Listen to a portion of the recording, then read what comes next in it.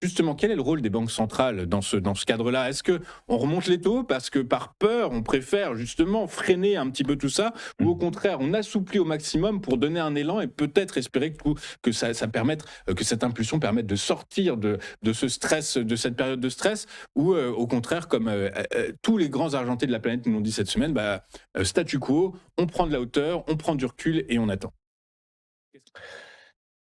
Bien, c'est là tout le problème, en fait. C'est-à-dire que les banques centrales, sont en fin de font face, pardon, à la situation de grand écart.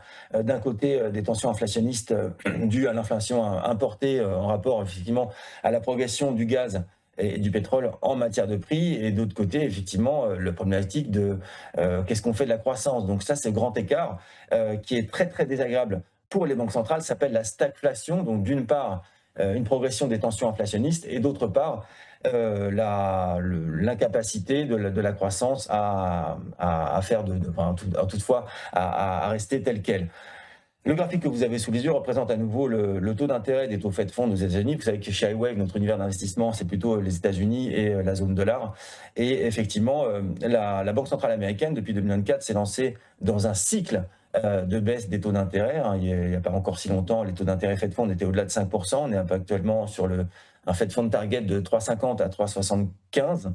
Et voilà, donc alors quid justement de ce cycle? Doit-il se poursuivre? Au contraire, c'est votre question, ou bien doit-il s'arrêter? Et c'est ce qu'on va voir dans le graphe prochain, Parce justement. que, effectivement, donc c'est le taux à 2 ans, donc on reste sur les Fed Funds cette fois-ci à 2 ans, qui sont repartis nettement à la hausse depuis le début du mois de mars.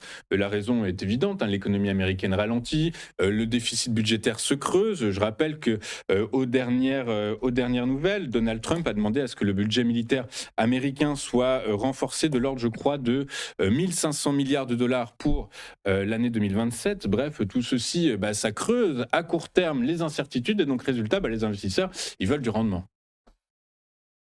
Et effectivement, il y a beaucoup de zones d'incertitude, de risque, comme on le disait tout à l'heure, hein, ces différents compartiments dont la volatilité implicite progresse, les taux augmentent, l'économie, enfin en tout cas le cycle des taux d'intérêt se tend. Ce qu'on peut observer sur le graphique justement que vous avez sous les yeux, qui représente l'évolution journalière des taux d'intérêt à 2 ans de l'obligataire des Treasury Bonds aux États-Unis, eh bien finalement, en tout début de conflit, on était sur des points bas à 3,40, qu'on n'avait pas vu depuis un certain temps. Et puis finalement, c'est un peu la distinction. En fait, il y a eu un changement de paradigme à l'issue de la première semaine.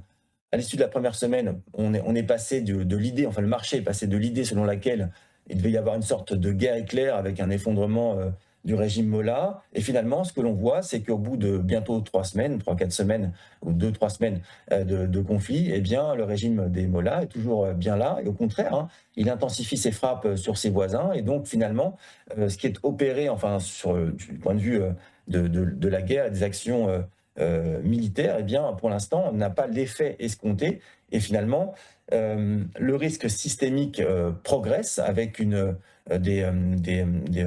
comment dire, le prix de l'énergie qui risque de s'installer sur des niveaux assez élevés pendant un certain temps, et cela a forcément un effet sur les taux d'intérêt et sur la politique monétaire des banques centrales. Quoi qu'il en soit, ce que vous pouvez observer sur ce graphique, partie rouge cerclée, c'est qu'effectivement, les taux d'intérêt se tendent, puis justement les taux d'intérêt à 2 ans, et atteignent des sommets que l'on n'a pas vus depuis à peu près 6 mois.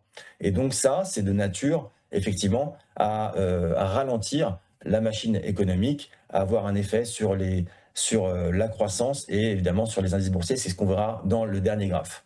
Ouais, c'est clair, hein, personne, tout le monde est dans le flou, personne n'arrive à avoir de visibilité, personne ne comprend réellement ce qu'il faut faire et quelle pourrait être la bonne attitude. Résultat, même les traders les plus positifs, les plus chevronnés, les plus rough, les plus durs, eh bien même eux, ils n'anticipent plus aucune baisse de taux du côté de la Réserve fédérale américaine. Statu quo total, on attend de voir ce qui se passe en fait, hein.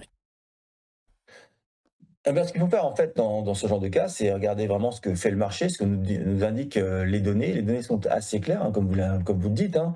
Le statu quo, ça signifie quelque chose. Ça signifie que comme il y a incertitude, finalement, on passe à d'autres paradigmes qu'il faut prendre en compte. Alors le graphique que vous avez sous les yeux est hyper super intéressant, si je puis dire, puisqu'il représente en fait la probabilité d'augmentation ou de baisse des taux de la Banque centrale américaine selon différents temps d'observation.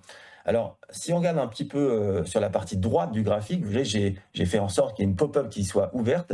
Et ce que l'on peut observer, c'est qu'au 20 février 2026, donc avant le début de la guerre, la probabilité pour que les taux d'intérêt aux États-Unis d'ici la fin de l'année, je parle des taux de la Fed, restent inchangés, était seulement de 5,67%.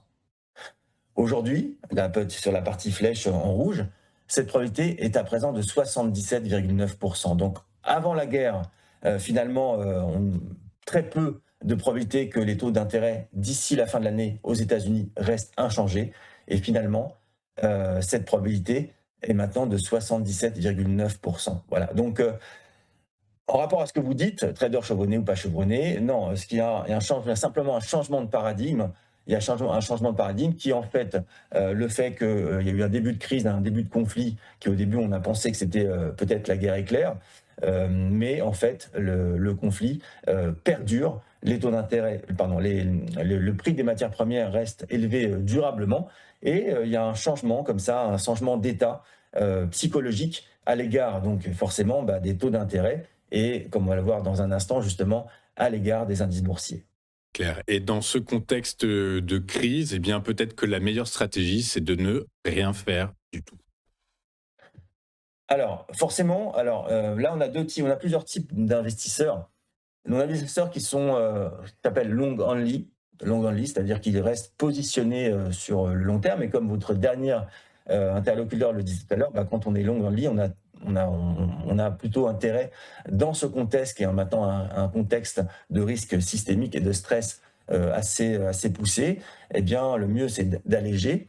On a d'autres types d'investisseurs qui, au contraire, attendent de voir à quel moment on passe d'une zone d'équilibre à un autre. Et là, effectivement, on est dans un équilibre très incertain qui pourrait faire en sorte que le marché corrige au cours des prochains jours. Alors, le graphique que vous avez sous les yeux permet d'illustrer mon propos. Il s'agit de l'indice SP500 en fréquence journalière. Vous avez vu qu'il a calé depuis un certain nombre de mois, en fait, sur une résistance clé à 7060 points. Et puis, il avait aussi tapé à plusieurs reprises depuis ce certain nombre de mois, depuis à peu près 6 mois, depuis l'été, un niveau de support à 6650 points. C'est précisément le niveau qui est en train d'être testé récemment.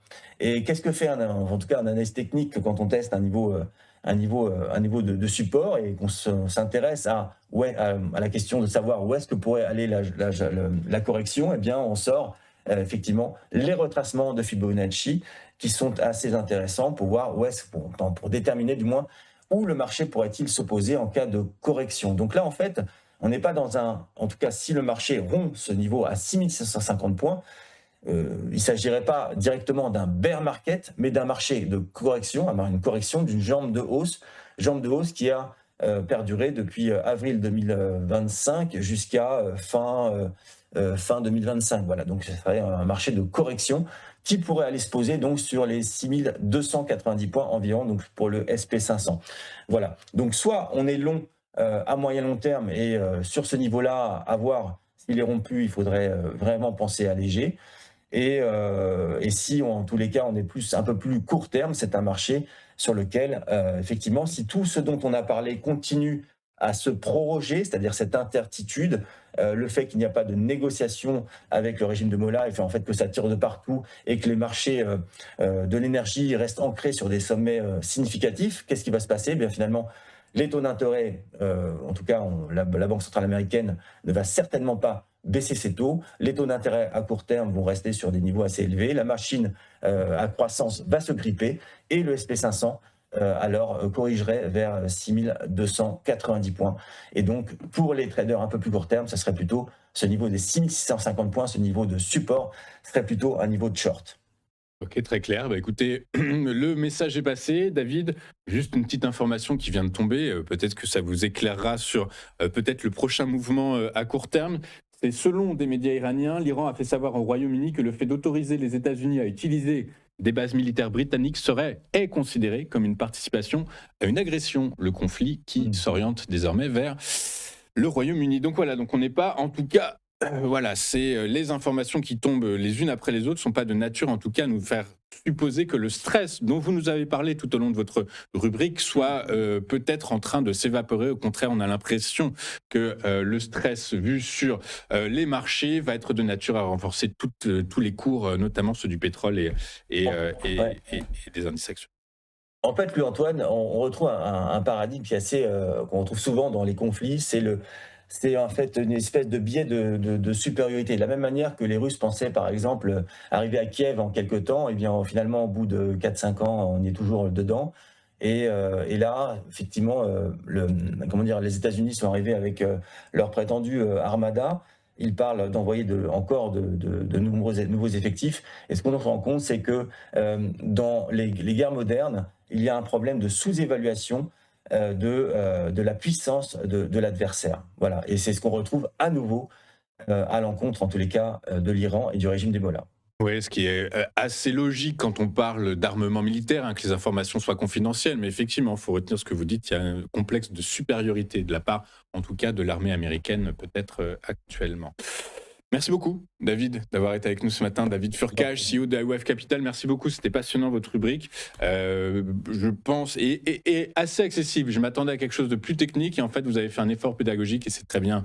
Merci beaucoup, David.